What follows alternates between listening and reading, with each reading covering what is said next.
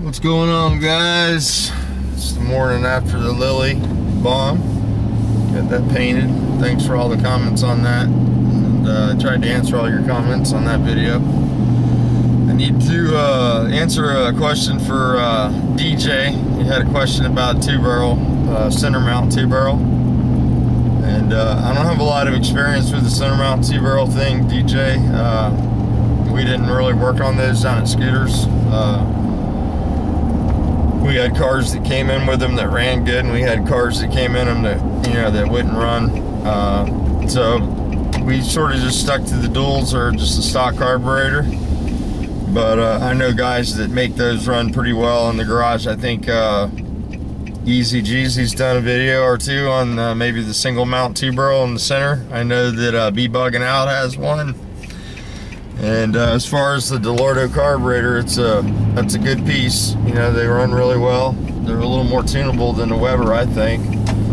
And I think Easy Jeezy has a source for the parts on those also. I think it might be CP Performance, I'm not sure. But I'm going to Scooters later today, hopefully, to take that case and have it line bored and thrust cut. And I know there's a couple guys that are interested in that video, and I know that Mr. Heavy Chevy needs to repair his case, and it's a similar repair. You can usually thrust cut and line bore the case as long as there's not a crack in the center main, and that usually shows up in the bearing. The other thing to look for is the dowel pin has to be tight in the hole. Now, if you had access to a lathe or somebody that could turn a pin bigger on the bottom and the bearing size on the top, you could do something like that. I think they make a pin like that, a repair pin, if the hole's wallered out. Is that a word, wallered? But the pin has to be tight. It's critical for the bearing to live. If the pin's too loose, or you have to thrust cut the case too far close to the pin, it can compromise the strength of the case. And you want to watch that, but that should be repairable as long as the pin's still tight and it just tore the bearing up. Back to the carburetor, DJ. I mean, if you got it, I would try it. It's got to be better than the 1-barrel as far as performance, but you might have to buy a jet or two, and that's the one thing. Most people don't realize that you really need to rejet the stock Volkswagen carburetors now because of the 10% ethanol. You need to make the idle jet a little bigger and increase the jet size so the temperature gets under control. There's not an O2 sensor to compensate for the alcohol, and the alcohol requires twice as much alcohol as it does a gasoline in any situation. So if we were going from gasoline to an alcohol motor, and let's just say for simple math, we had a 50 jet in the gasoline motor, we would need 100 jet just to start in the alcohol motor. So it requires double the fuel volume with alcohol. So when you add 10% alcohol, what happens is it puts a hole in the tuning window, and that's why you need to increase the jet size. And a lot of people don't understand that concept, and that's why their cars run hot. The premium seem to have less of alcohol content, and it has a slower burn rate, so you don't have the same ill effects. And if you have water in the combustion chamber, it's a lot less dramatic of effect. An air-cooled motor has no water in the combustion chamber to suppress the detonation, so it becomes a drag and it just burns the motor up, melts the piston. So air-cooled motor will tolerate a lot less miscalculation on the compression ratio and the fuel you use. So but you should be good with that 2-barrel, no problem with that. And the other thing that I wanted to mention was a little bit of a rant. I watched this electric car thing. I'm pretty current on it. I try to keep up with it. I watched Tom's project, and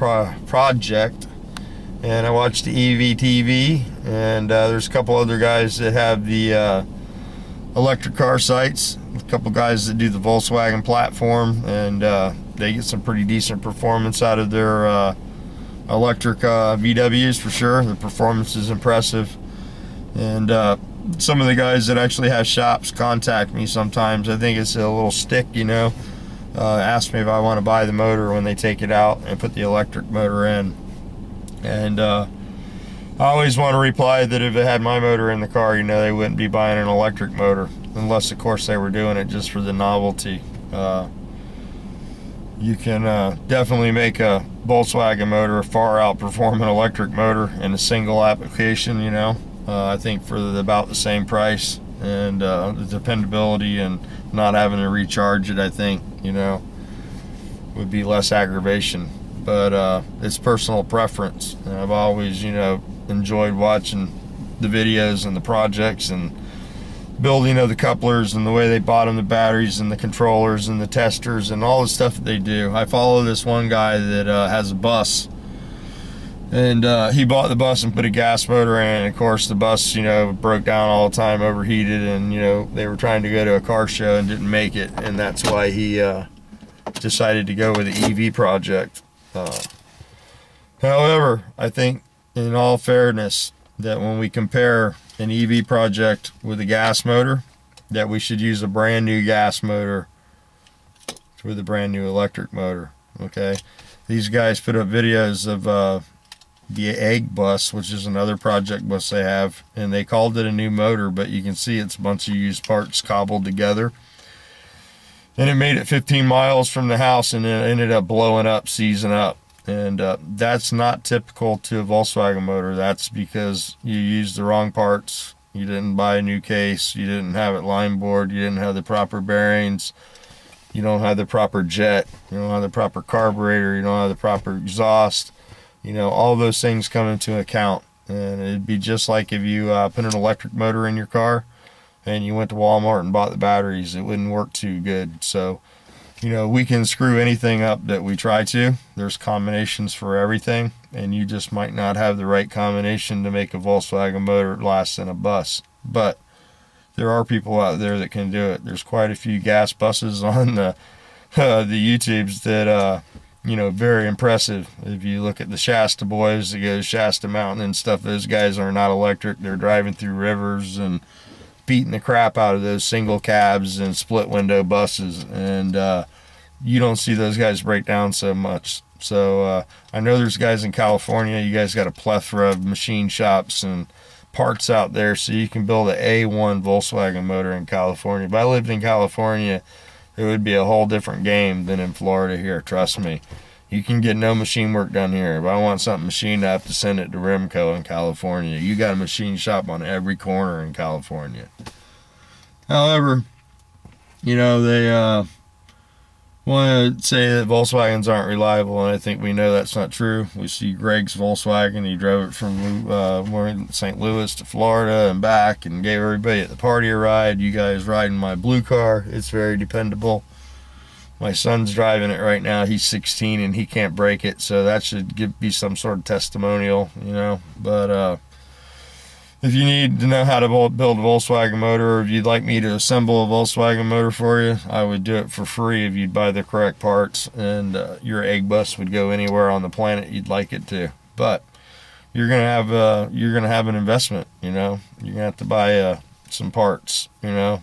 And if you do those things, you won't break down every 5 minutes. But when you take a used set of piston cylinders and throw some rings on there and sand the jugs on some glass and, you know, lap some valves and some heads and, you know, throw a set of bearings in it and a gasket kit and call it a rebuild, that's not a rebuilt motor, you know, that's a freshen.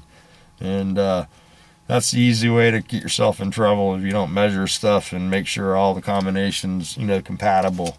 You run into issues just like we're dealing with this used bus case that's seen a million heat cycles over its 200,000 mile life. So there are companies out there, Scat, they sell 0 mile motors. I know you can buy motors from actually Volkswagen still. They still manufacture VW long blocks. They're still out there. You can still get them. And if you buy a brand new 1600 long block and put a set of K-Rons on it with an 09 and a good exhaust, that motor will run forever. You'll get at least 100,000 out of it, and it won't leave you stranded on the side of the road. The new motors are set at 7-to-1 compression, so the compression ratio is fixed. And that's the other thing. You take a used case, you machine it, you deck it, and then before you know it, you have no deck height. Then you have 10-to-1 compression on 87 octane, and you know the motor runs 5,000 degrees. And they make temperature dipsticks, and they make oil temperature gauges and cylinder head gauges, and I think those are gauges that should be an investment if you're going to be an air-cooled enthusiast and drive your Volkswagen. Those gauges should be mandatory before you do anything on your project. You should buy those 3 gauges, just like you need the volt gauge and, you know, an hour meter and the controller for the electric car. You need to monitor your motor so you can tune it. You know, if it's blowing up in 15 miles, you have a serious issue, and I'm just offering help.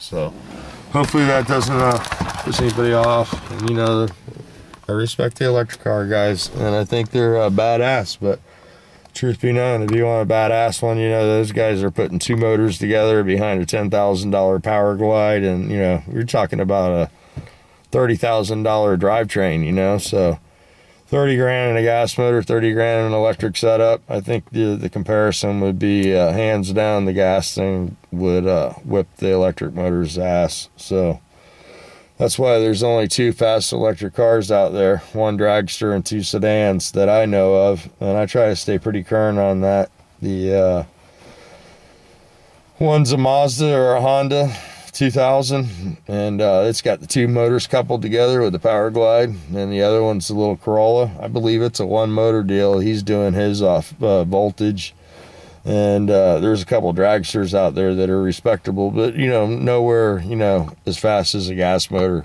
like the top fuel car that produces 8,000 horsepower.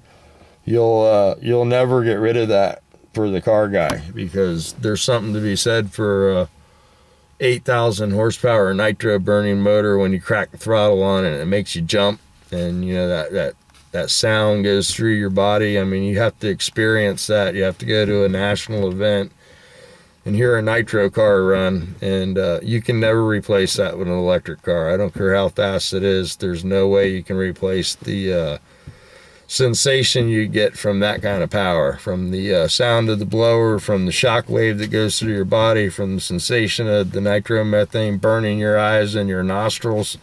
If you're a car guy, you're always going to love that. But anyway, it's a beautiful John Kerry day here today, and I want you guys to have a wonderful day. I'm going to have a great day. Lily's painted, and man, I'm happy. So sorry for the lack of videos. Been having some personal issues, personal relationship stuff that I'm not good at, you know. Been 26 years yesterday, 2 days ago, 26 years together, and you know, they can't all be good days, and it hasn't been without its challenges. So sometimes I'm not good at the personal relationships and the relationships with my kids, but I'm trying to work at it. So hope you guys have a great day, and try to make the best of it. Try to do something. I'm gonna try to get something done here today.